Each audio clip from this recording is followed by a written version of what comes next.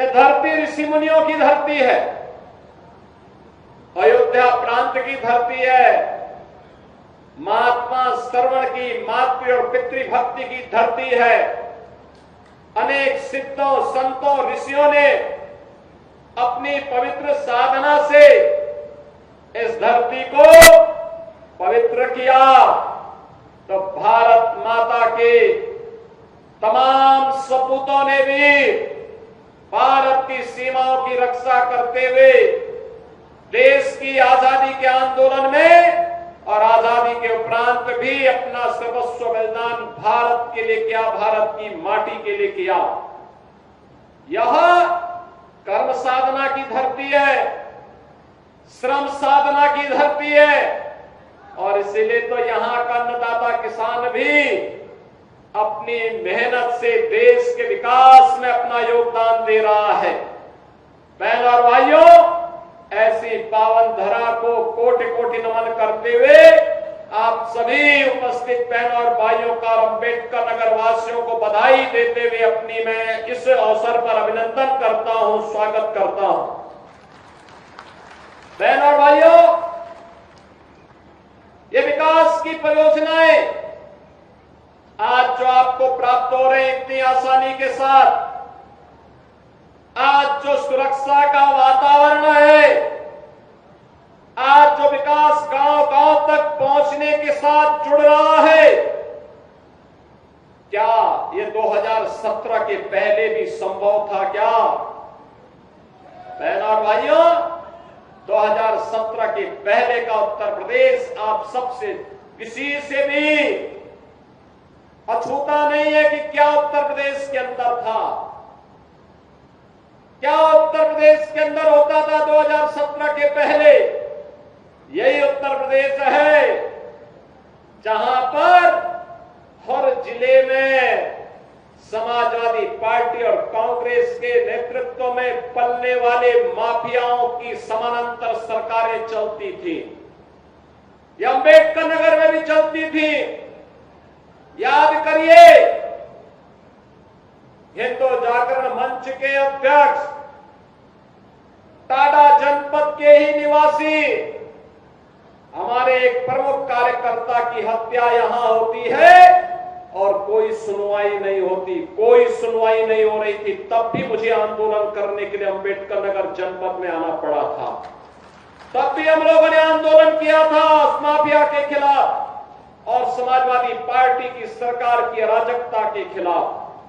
कौन ऐसा जिला था, चाहे वह अम्बेडकर नगर जिला रहा हो, अयोध्या रहा हो, मऊ, आजमगढ़, गाजीपुर, प्रयागराज, प्रतापगढ़, सुल्तानपुर, कोई जिला ऐसा नहीं था जहां पर कोई न कोई बड़ा माफिया समानांतर सरकार चला करके आम जनता की आवाज को दबाता था, गरीबों की आवाज को दबाता था, पिछड़ों की आवाज को दबाता था और दलित वंचित योजनाओं से भी वंचित रहते थे और सरकारें अपनी मौज मस्ती करती थी। उनको इससे कोई मतलब नहीं था, उनकी सरकार रहनी चाहिए, बाकी जाए भाड़ में, यही करते थे वे लोग। लेकिन 17 के बाद एक एक करके माफिया कहां चले गए ये भी आप सब जान रहे हैं। माफियाओं की छुट्टी हो गई, माफिया मुक्त उत्तर प्रदेश हो गया। जो लोग पर्व और त्योहार में विघ्न बाधा डालते थे, विघ्न बाधा समाप्त हुई। अब पर्व और त्योहार शांतिपूर्ण तरीके से मनाए जा रहे हैं। बेटी और व्यापारी की सुरक्षा पर जो खतरा पैदा करते थे वे सभी गायब हो गए और जो बचे हैं वे भी अपनी अंतिम यात्रा की तैयारी कर रहे होंगे। बहनों और भाइयों, मैं तो केवल आपसे कहने के लिए आया हूं, मैं केवल आपसे कहने के लिए आया हूं कि रात जलती हुई बेटी के साथ किस प्रकार का व्यवहार होता था और किस प्रकार के वक्तव्य आते थे उस समय के मंत्रियों के, किस प्रकार के बेशर्मी पूर्ण वक्तव्य देते थे समाजवादी पार्टी के नेता। बहनों और भाइयों, ये किसी से छुपा हुआ नहीं है और इसीलिए मैं आज आपसे कहने के लिए आया हूं एक बेटी तो सबकी बेटी होती है, उस बेटी का सम्मान और उसकी रक्षा पूरे समाज का दायित्व बनता है। लेकिन ये समाजवादी पार्टी इसका महत्व कहां समझ पाएगी।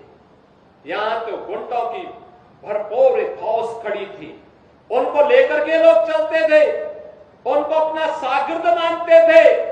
जो जितना बड़ा गुंडा और माफिया होता था, समाजवादी पार्टी में उतना बड़ा ओहदा उसको दे दिया जाता था।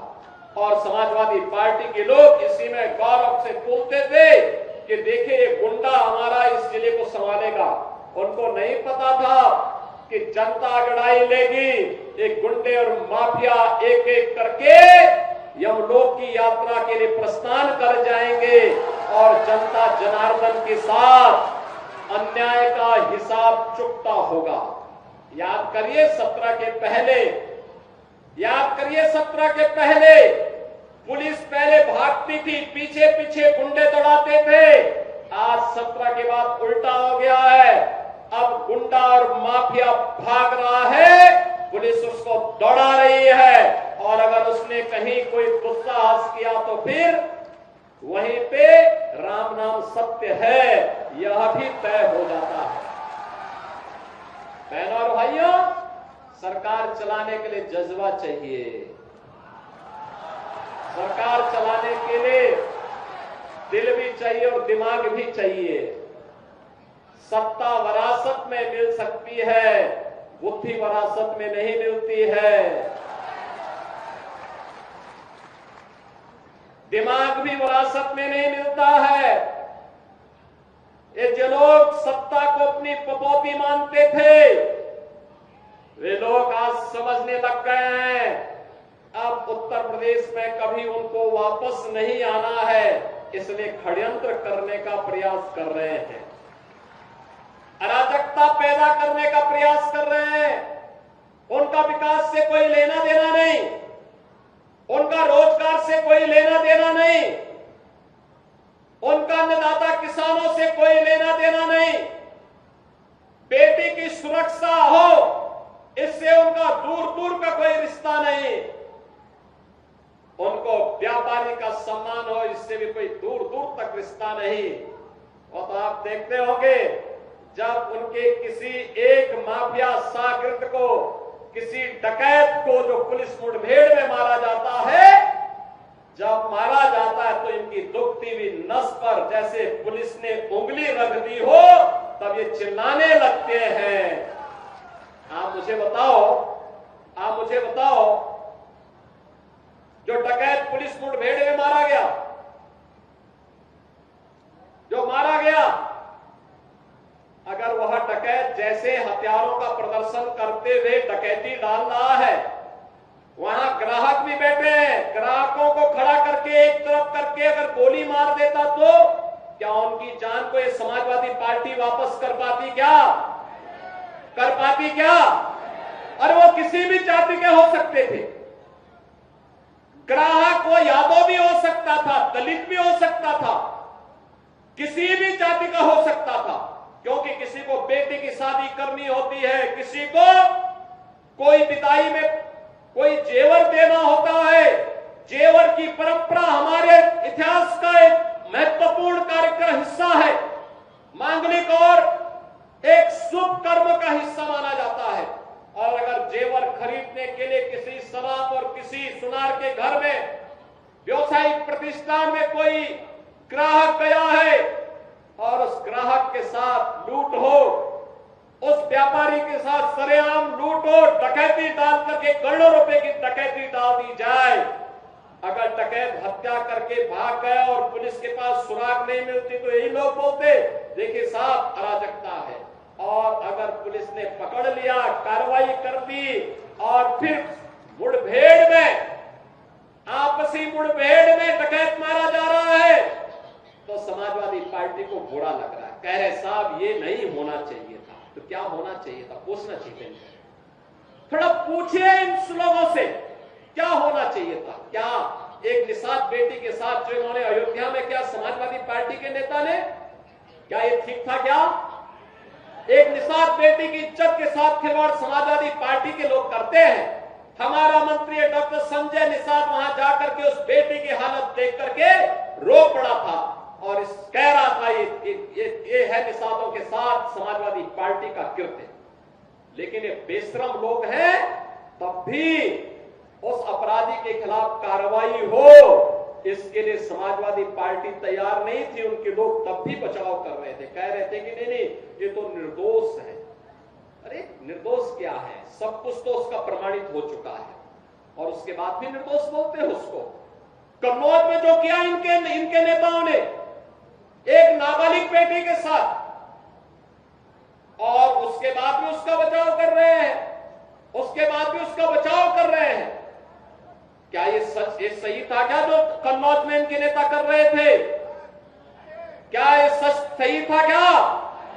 आज तो प्रमाणित हो चुका है कि इनके कृत्य क्या है। बहनों और भाइयों, यही समाजवादी पार्टी की वास्तविक पहचान है। क्योंकि ये लोग जब से सत्ता में आए थे लगातार यही काम करते थे, व्यापारियों को लूटते थे, बेटियों की इज्जत के साथ खिलवाड़ करते थे, गरीबों की जमीनों पर कब्जा करते थे, दबंगई के बल पर गरीबों की जमीनों को कब्जा करते थे। याद करिए जब मार्च 17 में सरकार बनी थी और सरकार बनते ही मैंने कहा था अगर किसी भूमाफिया ने किसी गरीब की, किसी व्यापारी की, किसी सरकारी जमीन पर कब्जा कर रखा है तो 24 घंटे के अंदर खाली कर ले। और मैं फिर कहूंगा कि अगर किसी माफिया ने किसी गरीब की, किसी किसान की, किसी अन्नदाता किसान की, किसी व्यापारी की जमीन पर कब्जा किया है वे कृपया एक बार खाली कर ले। अगर खाली नहीं किया तो जो उसकी भी होगी उसको भी हम जब्त करके गरीब में बंटवाने का काम कर देंगे। मैं फिर कहूंगा ये माफियागिरी किसी भी स्थिति में नहीं चलने दी जाएगी। कानून का राज हो, सबको सुरक्षा मिलेगी, सबको योजनाओं का लाभ मिलेगा। लेकिन अगर कोई कानून को ठेका दिखाने का काम करेगा तो उसका काम तमाम करने का काम भी सरकार करेगी और इसके लिए किसी भी हद तक जाकर के उसके दुस्साहस का जवाब देगी। और आज बहनों और भाइयों यही कहने के लिए मैं आज आपके पास आया हूं। मैं इसीलिए आपके पास आया हूं। ये लोग जाति के नाम पर आपको भिड़ाने का काम करेंगे, आपस में लड़ाने का काम करेंगे। ये लोग अराजकता पैदा करवाने के लिए, आपके पर्व और त्योहारों में विघ्न और बाधा डलवाने के लिए, बेटी की सुरक्षा को सेंध लगाने के लिए, व्यापारी की सुरक्षा में सेंध लगाने के लिए, अन्नदाता किसानों को शोषण करने के लिए ये लोग इसी प्रकार से फिर से जाति के नाम पर लड़ाने का काम करेंगे। क्योंकि इनका पूरा इतिहास ही षड्यंत्रों का है, षड्यंत्रों का है। पेशेवर अपराधी और माफियाओं को अपना शागिर्द बनाते हैं, जमीनों पर कब्जा करते हैं। विकास से इनका कोई लेना देना नहीं, लोक कल्याण से कोई लेना देना नहीं। गरीबों को मिलने वाली योजनाओं का लाभ एक गरीब को बिना भेदभाव के मिले, इससे भी इनका कोई लेना देना नहीं।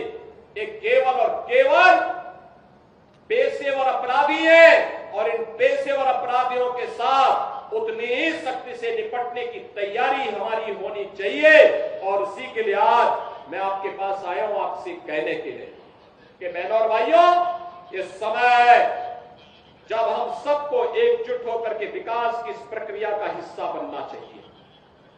विकास की प्रक्रिया से ही हमारा वर्तमान और भविष्य सुरक्षित रहने वाला है। प्रधानमंत्री मोदी जी ने आजादी के अमृत महोत्सव वर्ष में यही संकल्प पूरे भारतवासियों को दिलाया है। संकल्प यही दिलाया कि देश, हम आज जब अपनी आजादी के 75 वर्ष पूरे किए हैं तब मोदी जी ने यही बात कही थी कि हर भारतीय नागरिक का दायित्व बनता है हम 25 वर्ष की एक व्यापक कार्य योजना को लेकर के आगे बढ़े।